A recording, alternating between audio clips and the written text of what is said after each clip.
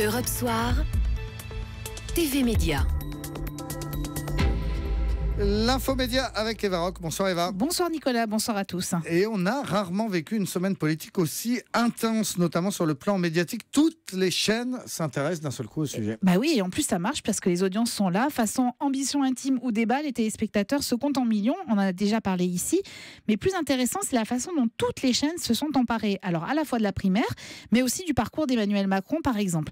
Jusqu'à présent, en fait, les périodes électorales, c'était plutôt traité à la fois par les chaînes d'info bien évidemment, et puis par les grandes chaînes nationales, à commencer par le service public, un peu TF1, encore que la Une avait raté la dernière campagne présidentielle. Alors que cette année, et c'est la nouveauté, tout le monde vient sur ce terrain politique. Exactement, alors TF1 s'est repositionné, a créé un nouveau rendez-vous comme Vie politique, France 2 est toujours aussi présente, son émission de dimanche sur les primaires a réuni 4 500 000 personnes.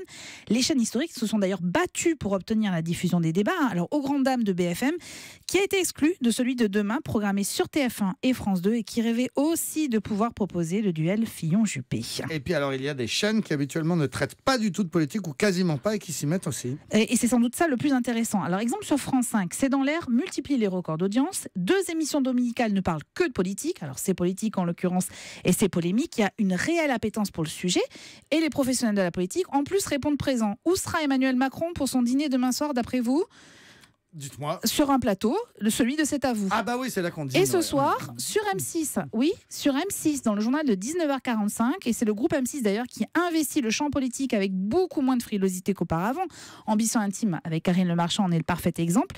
D'ailleurs, les portraits d'Alain Juppé et de François Fillon sont rediffusés ce soir sur Paris Première, suivi d'une édition spéciale de Zemmour et Nolo, le programme animé par Anaïs Bouton qui proposera 3 débats autour des primaires.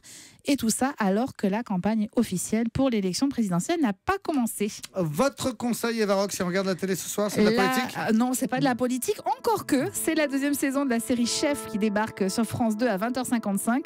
Fiction au cœur de la gastronomie, entre excellence et quand même dureté des rapports humains, avec Hugo Becker et Clovis Cornillac qui réalisent également une partie de cette saison en 8 épisodes. C'est absolument formidable. Et on écoute un petit peu le générique, non ? C'est quoi ? C'est le générique de la série qui est signé Olivier Daviau. L'infomédia signé Eva Rock. Merci et à demain Eva.